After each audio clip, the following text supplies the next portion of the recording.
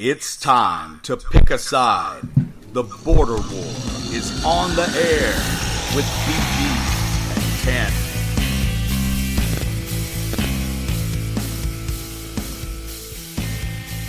10. All right, everyone out there in podcast land, welcome into episode 87 of the Border War.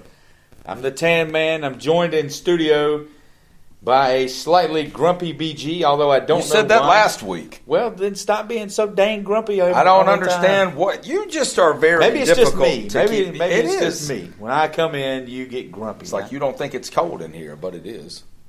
Man, it's like 80 degrees. That's why you're sitting here in a t-shirt and I'm wearing a jacket. Well, some of us can handle things a little better than others. I don't know what to tell you. Like the Indianapolis offense? Can they handle things better than others? In episode 87, we are going to be covering basketball. So there's no need to make Indianapolis Colt references Yet. here. Yet. We're going to talk about the Charlotte Hornets. They had a terrible weekend. The Gamecocks have a very difficult stretch coming up on the hardwood. And the North Carolina Tar Heels finally get a signature win on the young season. But we're going to start and take a look at the rankings that are out this week. The Kansas Jayhawks, BG, have jumped the Duke Blue Devils. They are back to number one for the second time this year. They're 9-0. Duke's lost a game. They are followed by Duke in third place in the AP poll. We were all over them to start the year. I feel like we kind Tennessee of volunteered. And I saw a lot of people that were high on them. I think you and I are the only people. Well, the only people that I have listened to. I had them in my Final Four. Still do, obviously. Tennessee looks good. And fourth is Michigan. I think we've both gotten our fill of Michigan so far on the young season. 5 is plenty Virginia. of opportunities to watch the Wolverines. Yeah, that's them and Duke. Really, they're on a lot. In fifth place, the Cavaliers. You guys we're going to be talking about them here in a few moments. And 6, 7, 8, Nevada, Auburn, and Gonzaga. The Tar Heels jump from 12 to number 9, and Michigan State rounds out the top 10, BG. Michigan State's not a team that's getting a lot of press from what I've seen. I know that, relatively speaking to the amount of press they usually get. They're a team that I've been ambivalent about for a few years. I got bitten by them twice. I think I've had them in my Final Four when they got kicked out in the round of 32. It seems like if there's ever a team that's going to bust your bracket because they get bounced one way or early, the it's other. always them. It's always them, one way or the or other. you don't take them and they run to the Final Four. Right. A lot of good teams. I don't know if there's a great team out there. You mentioned Kansas. They're 9-0, but they've won 6 games, I think it was, by single digits. Duke has blown the doors off everybody they've played but Gonzaga. But other than the Gonzaga game and the Auburn game before, not really tested. That's what I'm saying. If you're a Duke fan, the fact that you didn't blow the doors off Gonzaga, that was one of the teams you need to be able to beat. You could be playing them in a national title game.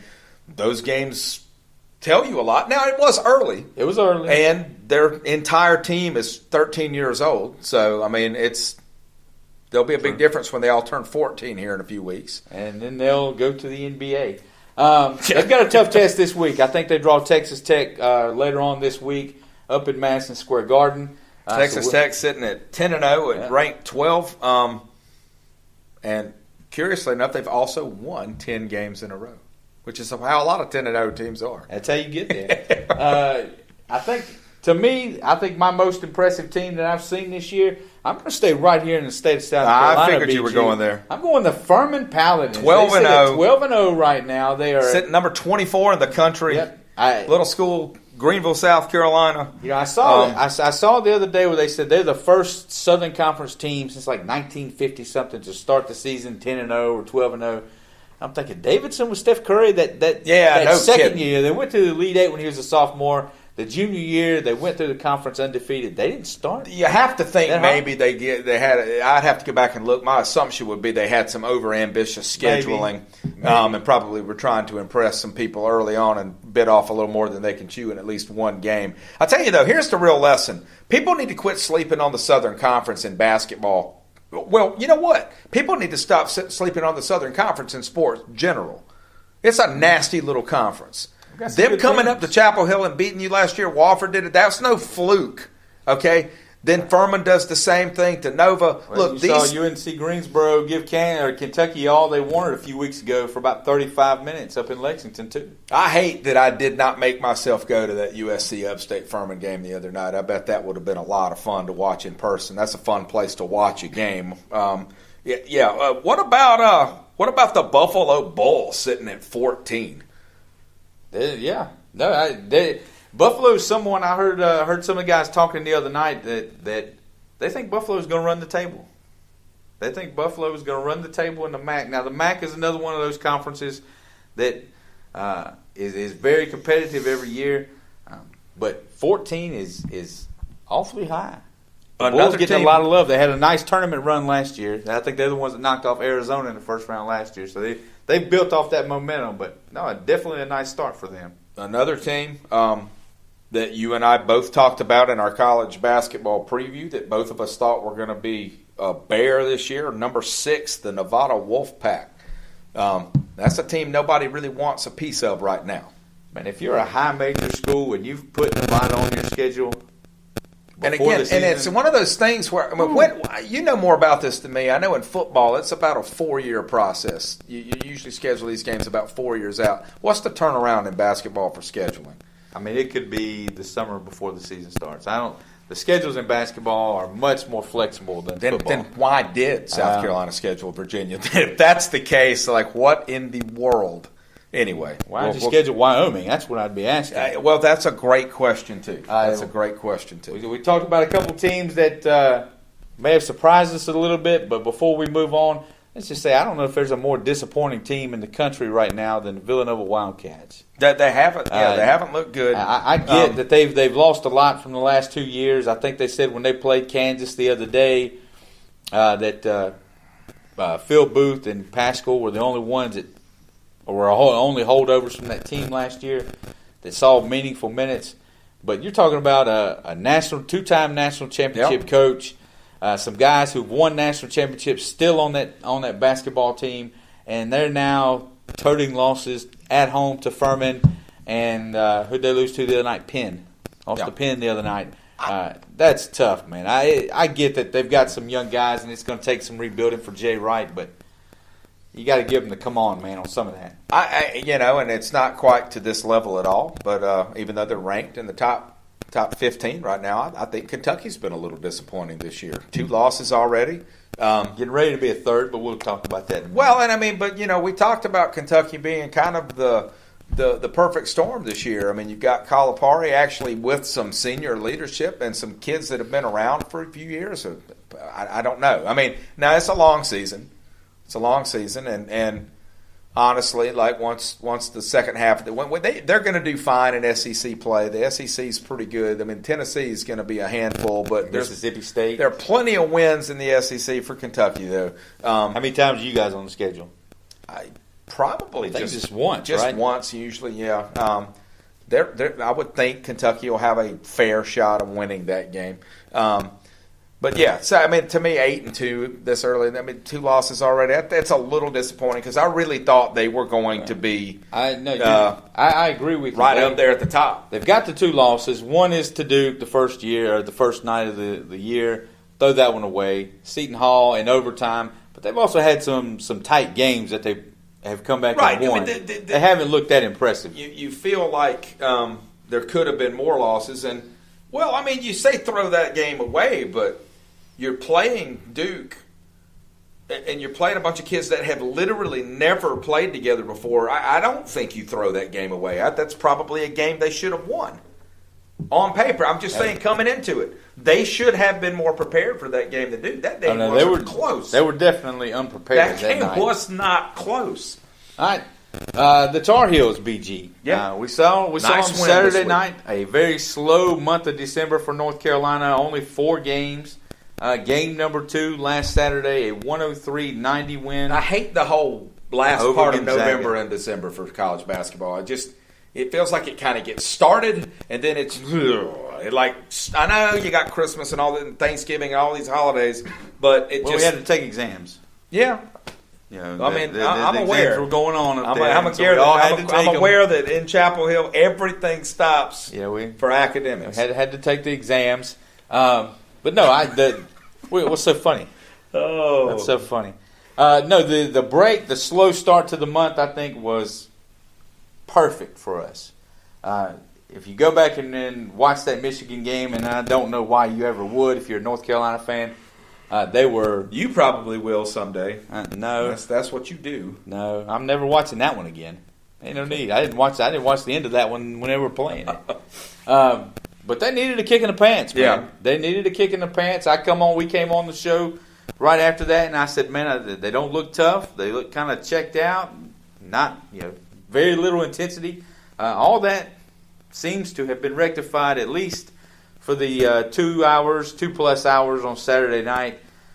Gonzaga just had absolutely no answer for North Carolina on the boards. Carolina doubled them up in rebounds.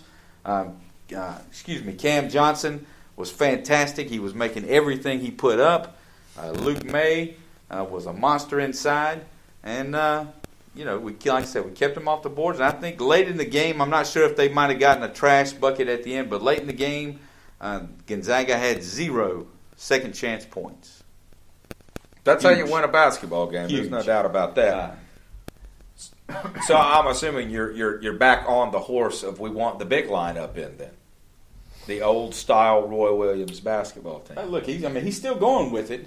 Well, it certainly worked in that game. Like you said, it was, even to a casual fan, it was really obvious that North Carolina was just way more physical in that game than Gonzaga was able to be.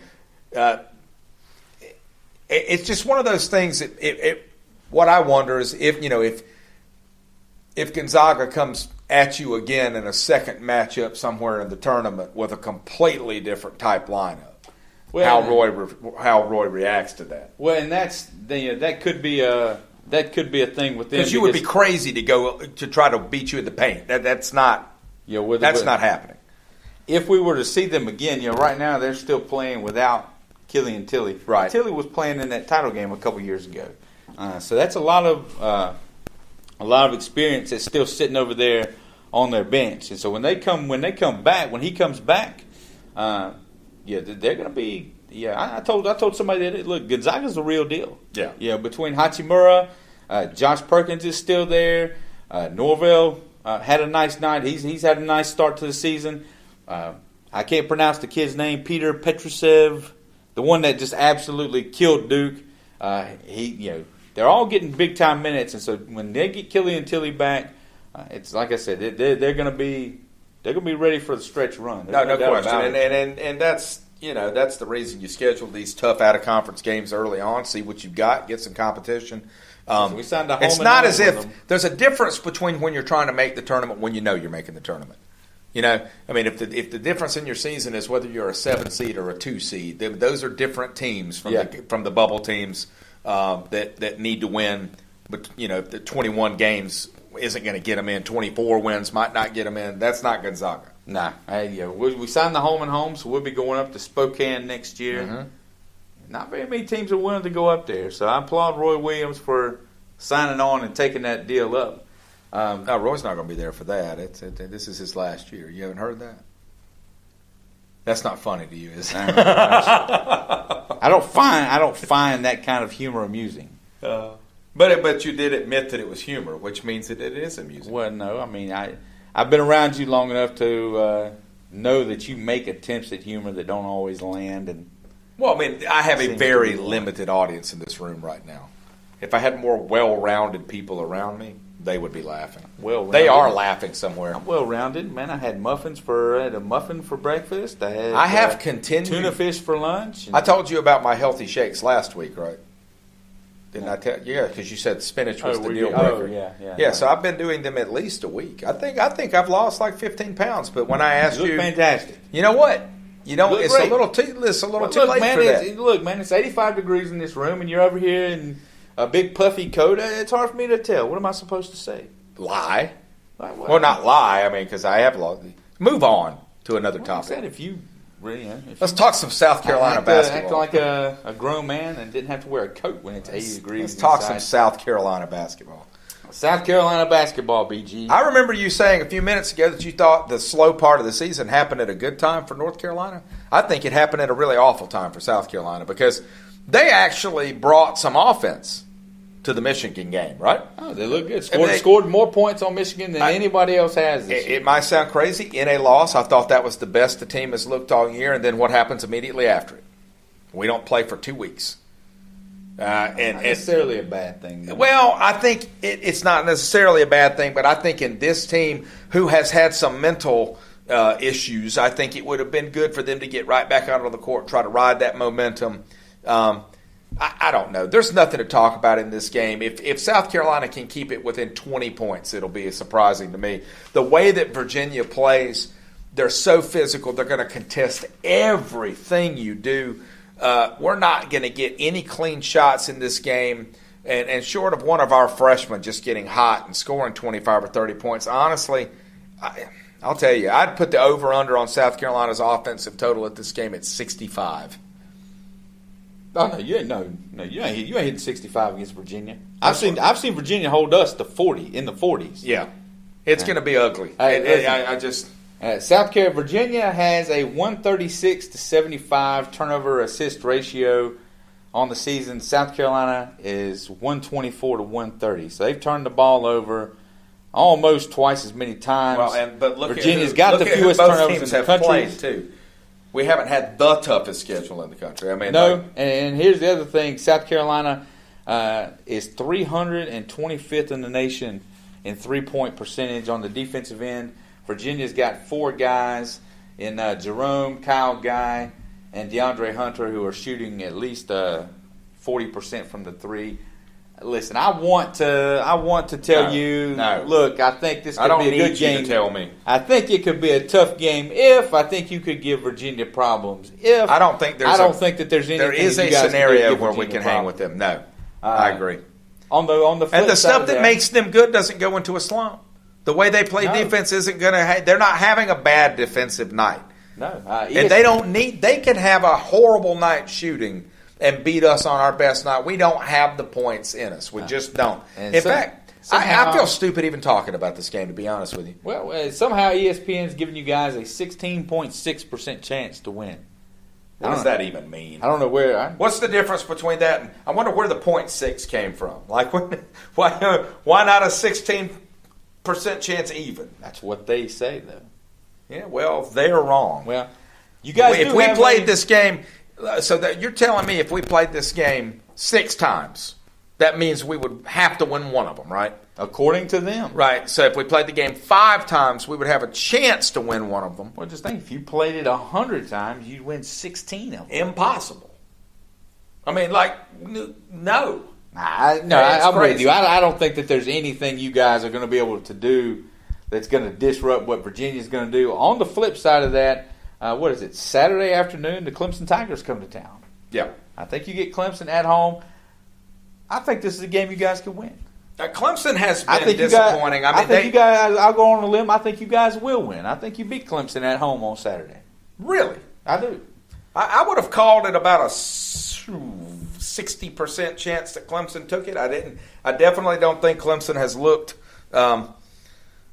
nearly as good as anybody thought. And again, it always sounds like I'm saying this because I really don't like Clemson, but I sort of saw that coming. I mean, I didn't think they deserved that preseason ranking. I didn't think they would live up to it. That ranking was based on what they accomplished last March. And a lot of people's rankings. That was it. Clemson basketball is a lot like Panthers football. They don't tend to put together good seasons back to back, and I don't think they're going to this year. One thing, tell me if you've noticed this about South Carolina, is like whenever you think that they have no shot, right? Yeah. They always seem to play. That's the way Frank Martin thinks. They always seem to play pretty well. You went up to Michigan, I would have said, man, Michigan's going to beat South Carolina by 30. You went up there and you made them work for it. Last year I said the same thing, and I think you beat Michigan when they came down to Columbia last year. So I don't know. Maybe they could surprise us. What is it, Wednesday night when Virginia comes to town? But I think that they could play well. But I do. I think you beat Clemson. Just a hunch. If we beat Clemson, it will be because Frank is able to get those guys playing the kind of defense they played in that tournament run, where they're just they frustrate the other offense into a basically lack of effort by the second half. It'll be interesting to see how Marquise Reed is when they come down to Columbia. Clemson hasn't beaten anybody.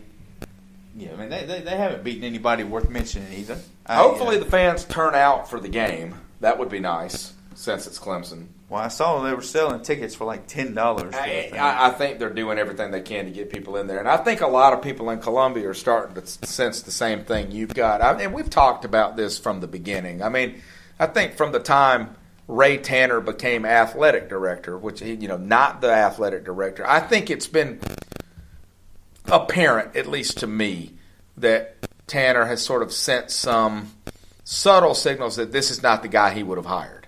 Right.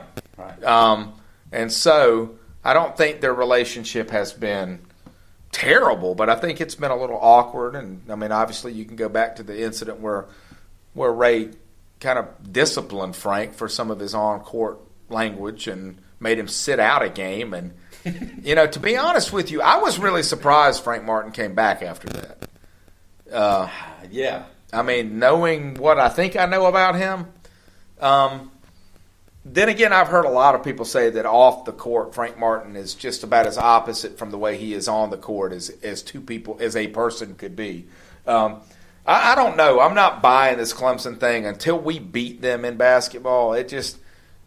Frank doesn't seem to care much about that. I don't even know why we would hire a basketball coach that doesn't want to beat Clemson just so bad. But, yeah, I think Clemson beats us. I would say by 8 to 12 points. 8 to 12. Yeah, that'd be my guess. Yeah. I would love to be wrong. I would love to be wrong. So some good basketball. The Gamecocks, like we said, they get Virginia and Clemson this week. Saturday evening, North Carolina and Kentucky are going to square off up in Chicago in the CBS Sports Classic. Should be another win for the Tar Heels. I would think so. Hopefully. I really do. I mean, and it's hopefully going into the season, I think I would have picked Kentucky to win that game. But they have not looked like the Kentucky. Don't get me wrong; they're 8-2. They look good. I think 2 weeks ago I would have picked Kentucky to win. But 2 weeks ago you guys looked pretty rough. We looked terrible. But let's just re-clarify. When I say Kentucky hasn't looked good, I'm judging them by their ability to win a national title. Something, frankly, that John Calipari hasn't done very well in Kentucky. I mean, let's just say it. He's had the horses to win them and walked away with only one. But, I mean, it shows that they're hard to win. They are hard to win. It's a difficult tournament. I mean, you lose one game and you're out. But other teams have won it. I'm familiar with multiple times. I'm familiar with losing one game and being out, but that's a different show altogether. Is that going to be on the Festivus show? I did. Yeah, it really might be. Fantasy football? It might be. Yeah. What is that? Another team searching for wins, the Charlotte Hornets. BG, every time you think they're going to turn a corner, every time they start to look good, you start to get your hopes up. And they lose to terrible teams. That's their weakness.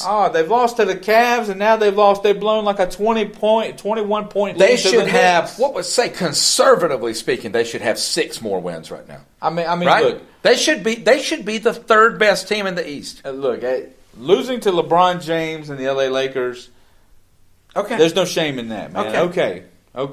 Yeah, you're playing them on the second night of a back-to-back, even though you're at home. Guys in the NBA are not fans of those back-to-backs. We already know that. Right. The statistics bear that out. But the night before, you blow a 21-point lead against the New York Knicks. And then late in the game, the Knicks sprinkled in a little bit of zone defense, and it looked like the Charlotte Hornets had never seen it in their entire lives. I don't know, man. That might have been the more disappointing loss, most disappointing loss of the season. Because Cleveland just beat the brakes off of them. I'm going to go with that. I'm going to go with that road loss in the back-to-back with the Bulls. That's still the one that sits in my craw. And then the opening night loss. I know you lost to the Bucks. They're a great team, but man, 1 point. It's just right there. But no, I'm with you. And I mean, but it's not one game. It's 7 or 8 games. You go back and look at the record, and they have lost 7 or 8 games to teams that are not going to make the playoffs. Lost to all. Yes, how do you lose to that? Okay. And it wasn't Trae Young. It was them. Look, it was the Hornets. They lost. But let's be honest. What's happening? They're losing to the Hornets. They're playing bad basketball from time to time. And I know they're a young team. But, come on. Well, look, come on. Right now they sit at 14-15. They've lost 2 in a row. Yeah, they lost 3. They won 3. Now they've lost 2 in a row. Coming up to close this homestand, they've got the Cavs on Wednesday night. It's almost like there's some unspoken law that they're going to end up being 41-41. That's just what's going to happen. That there's no way around it. They're going to win 41. They're going to lose 41. And they're going to be the 7th seed. And they're going to get bounced in the first round. I said before the year, the Southeast Division might not have a winning record. We said we need to stop talking about divisions. I actually think they're a myth. I don't even think there are any divisions. Well, we can do it on a Festivus show. But you're looking into that division. They're near the top of it. The Orlando Magic are near the top of it. Everybody's floundering around 500. 2 weeks ago, the Washington Wizards are ready to blow their team up. They trade Ball and Beal. And now all of a sudden they go out and they trade for Trevor Ariza. It kind of feels like Washington looked around and goes, you know what? No kidding. What are we doing? What are we doing? And go out and get Ariza. He's been there before. He's got a good relationship with a lot of guys on that team. Because that's the problem in Washington. It's always been locker room, inside the room stuff. So to me, that looks like they're bringing in Ariza to come in and smooth things out and go, okay, let's stop dilly dallying. And I wonder if Charlotte is. Charlotte's not getting ready to miss the boat on that. Could be. I really do think because I think that's a sneaky good ad for the Wizards. 2 or 3 weeks ago, we were talking about who the Hornets might add. Man, all that talk seems to have just gone away. Yeah, Kemba seems like he's. I do think that. Well, we've had this talk before. You wonder if roster moves in Charlotte. Do they need to bail out this year? Do they need to bail out next year? We need Malik Monk to be more consistent and step up. He needs to be a scoring option on that team. Malik Monk, by the end of this season, he really needs to be averaging, what would you say? I'd say 14 points a game, 14 to 16 points a game. Man, he's probably averaging half that right now. I'm not looking at the stats. Did you see your boy MJ just go off on him? Smacked him on the back. He should have smacked him again. Did you see Monk turn around and then at first he turned around ready to fight somebody, and then he saw it was Michael. Yeah. And he just, okay, man. Yeah. But no, I come across an interesting little piece today at the Hive. We like to give credit to other folks. Yeah, when other people have ideas, we don't act like we thought of it. Jay, I guess his name is Jay something DeLong. His Twitter handle is JDeLong42. Anyway, he's exploring a couple potential deals.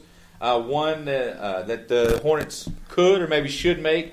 One's for Robin Lopez. Lopez, a staple on my NBA 2K teams. If you saw last night, I think Robin Lopez is kind of the voice of reason in that Bulls locker room. I really wish he would go back to the massive afro, though. I missed it. No, he still got it. Oh, he does have it? He still got the Sideshow Bob thing going on. Okay. One's for Derek Favors with Utah. Okay. But the one that kind of caught my eye, and let me run this one by you. He suggests a trade for Kevin Love.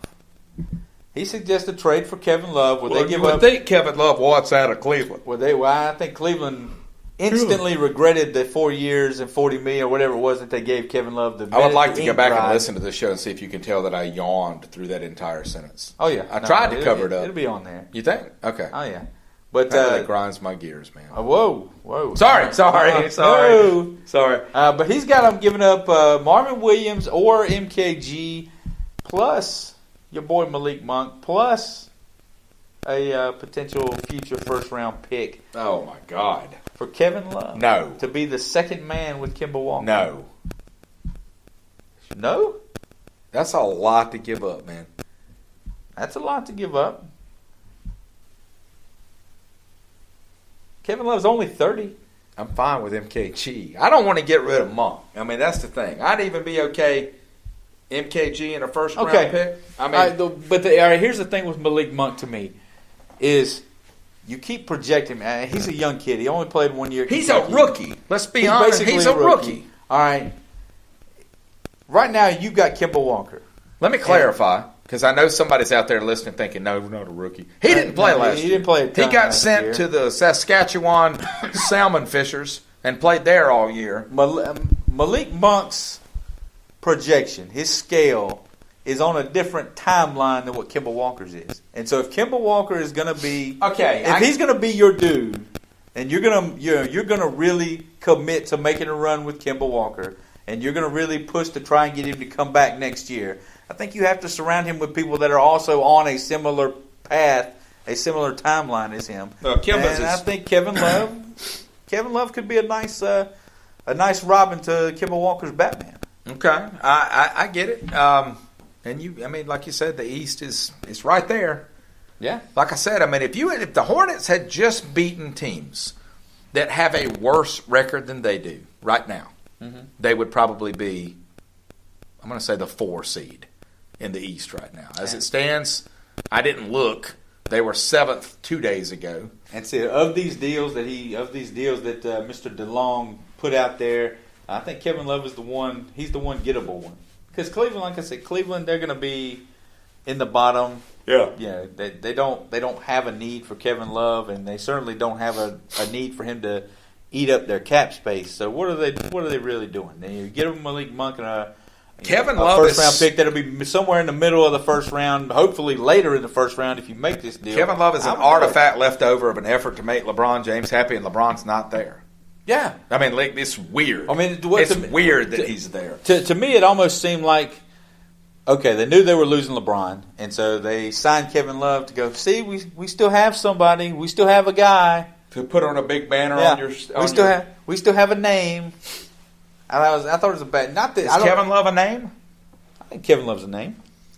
He's definitely a name. What does Kevin Love... to be honest with you, I haven't watched 1/2 a second of Cleveland Cavaliers basketball. Neither have the residents of Cleveland. Well, I was going to say, even when they've played the Hornets, I haven't watched those particular. You didn't games. miss anything that night. Okay, so my question is, what does Kevin Love look like on the court right now without LeBron? Because with LeBron, he disappeared for large stretches of time. We don't know. He's been hurt. That's kind of been the staple in his career, especially up in Cleveland. It says he's missed at least 20 games since he's last 3 or 4 years since he's been there. Right now, he's got a toe injury he's on the shelf with. So like I said, I think you could be swayed. I think the Cavs could be swayed to make a deal, and I would make it for Kevin Love.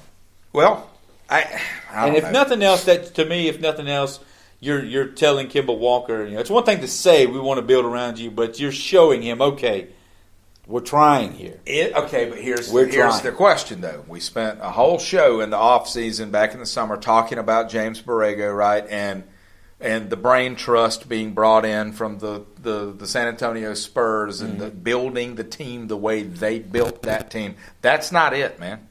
That's not how they want. Does that not kind of knock G-Hall with what we think the philosophy in Charlotte is right now? Well, Borrego he wanted to pick up the pace. Well, they picked up the pace. The bigger question, I guess. But again, is that Kupchak when his time with the Lakers, he was known for being the splashy move guy, going out and getting the name. Whether it was, and it certainly didn't always work out. Circa Steve Nash and Dwight Howard to the Lakers that year, gracing the cover of Sports Illustrated and bombing unbelievably. But I think adding a name like Kevin Love will be right up Mitch Kupchak's alley. We'll certainly see. That's it for episode 87. What is the time frame on trades like that in the NBA, by the way? What do you mean? When's the deadline? I think they moved it right around, right before the All-Star break. It's right around the beginning of February. Okay. I think it used to be... I knew it was a while off. It's either they moved it right before the All-Star break or they pushed it past the All-Star break. One of the two. But it's right there somewhere around beginning. Okay, so this could go on for a while. It could, but it doesn't need to. If that's what you plan on doing. No, like I said, I think Washington's ready to make a move now. So they've made a move. So now you got to make a move. Well, there are games there to win. Yep, lots of them. That's it for episode 87. We wanted to say thank you to everyone that's tuned in this past week and downloaded the episodes. Keep it up, guys. Again, if you want to follow BG on Twitter, he's at BG_Border War. I get that right? Yes. I am at TanMan3264. You can follow the show at The Border War, and you can also email the show at carolinaborderwar@gmail.com. We are finito. It's America, man. I have a lot of Italian heritage. I thought you were Latino. Italian. Clovis. Shout out.